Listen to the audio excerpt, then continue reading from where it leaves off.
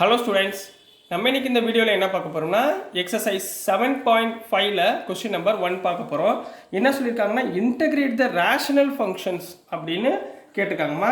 So நம்ம rationalise மெத்தடை use பண்ணி தான் இந்த ஃபங்க்ஷன்ஸை நம்ம இன்டகிரேட் பண்ண போகிறோம். எப்படி பண்ண போகிறோன்றதை கொஞ்சம் நல்லா கவனமாக பார்த்துக்கோங்க. இந்த மாதிரி டபுள் டேர்ம் இருந்தால் ஒரு ரேஷனல் வரும், குவாட்ராட்டிக் ஈக்குவேஷன்னா ஒரு ரேஷனல் டேர்ம் வரும். இதெல்லாம் எப்படின்னு சொல்லி கொடுக்குறேன், நல்லா கவனமாக பாருங்கள். இப்போ முதல் கொடுத்துருக்கதை என்ன பண்ணுங்கன்னா சொல்யூஷன் போட்டு integration of x by x plus 1 into x plus 2 into dx. ரைட்டுங்களா? இதை எழுதிக்கோங்க.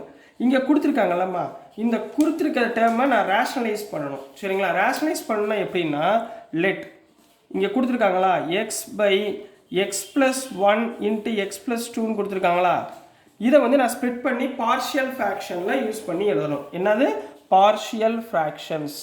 இதை யூஸ் பண்ணி நான் ஸ்ப்ளிட் பண்ணி எழுத போகிறேன். சரிங்களா? பார்ஷியலாக ஃப்ராக்ஷன் பண்ண போகிறேன். ரைட்டுங்களாம்மா? ஸோ அது எப்படி பண்ணணும்னா இந்த மாதிரி ரெண்டு டேர்ம் டினாமினேட்டரில் கொடுத்துருந்தாங்கன்னா ரெண்டாக ஸ்ப்ளிட் பண்ணிக்கணும். A by x plus 1 plus B by x plus 2 இந்த மாதிரி மல்டிப்ளிகேட்டிவ் டேர்மில் கொடுத்துருந்தா. ரைட்டுங்களா? இப்போ ரெண்டு பக்கமும் இங்கே என்ன இருக்குது அப்படியே எழுதிங்க. Left hand side x by x plus 1 x plus 2 equal to இதை இங்கே கிராஸ் மல்டிப்ளை பண்ணுங்கள். A into x plus 2 plus B into x plus 1 whole divide by கீழே வந்து எக்ஸ் ப்ளஸ் 1 எக்ஸ் ப்ளஸ் 2. இப்போ பாருங்களேன், ரெண்டு டினாமினேட்டரும் சேமாக இருக்கா? அப்போ இதையும் என்ன பண்ணிடுங்க, கேன்சல் பண்ணிடுங்க. ஸோ லெஃப்ட் ஹேண்ட் சைடு என்ன இருக்கும், எக்ஸ் இஸ் ஈக்குவல் டு இங்கே ஏஆல் மல்டிப்ளை பண்ணுங்கம்மா, ஏஎக்ஸ் ப்ளஸ் 2a ப்ளஸ் பிஆல் மல்டிப்ளை பண்ணுங்கள், பிஎக்ஸ் ப்ளஸ் பி. இப்போ எக்ஸ் உள்ள டேர்மை ஒரே டேர்மாக எடுங்க.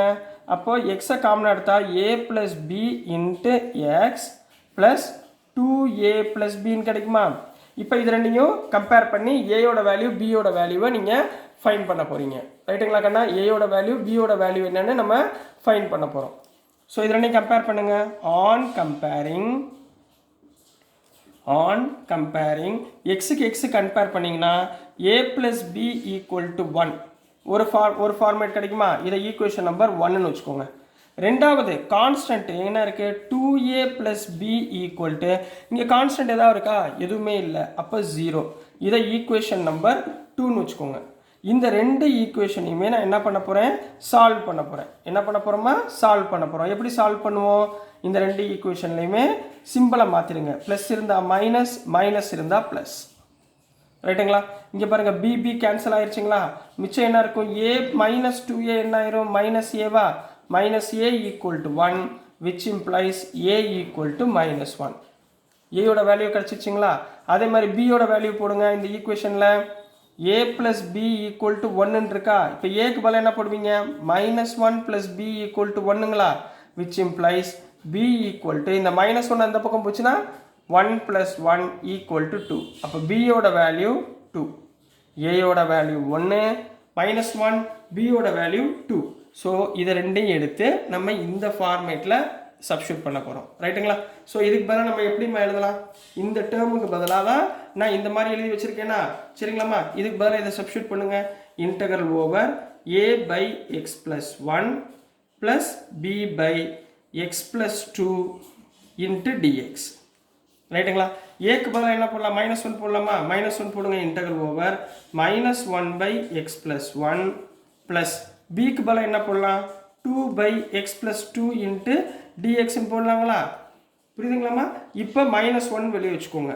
ரைட்டுங்களா? 1 பை எக்ஸ் ப்ளஸ் 1 டிஎக்ஸ் என்னம்மா, 1 பை எக்ஸ் ப்ளஸ் 1 என்ன பண்ணுவீங்க, இன்டகிரேட் பண்ணால் லாக் ஆஃப் எக்ஸ் ப்ளஸ் 1. இங்கே ப்ளஸ் 2 வச்சுக்கோங்க. 1 பை எக்ஸ் ப்ளஸ் 2வை இன்டகிரேட் பண்ணால் லாக் ஆஃப் எக்ஸ் ப்ளஸ் 2. புரியுதுங்களாம்மா? Log of x plus 2 plus C. புரிஞ்சுங்களாம்மா?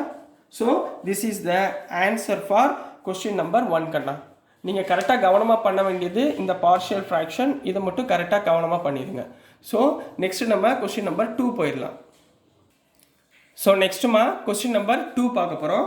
Question number 2ல் என்ன கொடுத்துருக்காங்கன்னா 1 பை எக்ஸ் ஸ்கொயர் மைனஸ் 9. இதை பார்த்த உடனே நீங்கள் கண்டுபிடிச்சிடலாம். எதுவுமே ஃப்ராக்ஷன் பார்ஷியல் ஃப்ராக்ஷன் நீங்கள் செப்பரேட் பண்ணி ஏபின்னு போட வேண்டிய அவசியமே இல்லை. பாருங்களேன், ரொம்ப ஈஸி. இன்டகரல் ஓவர் முதல்ல இன்டகிரேஷனில் போடுங்க. எக்ஸ் ஸ்கொயர் மைனஸ் இந்த 9க்கு பதில் நான் 3 ஸ்கொயர் போட்டுக்குவா இன்ட்டு டிஎக்ஸ்.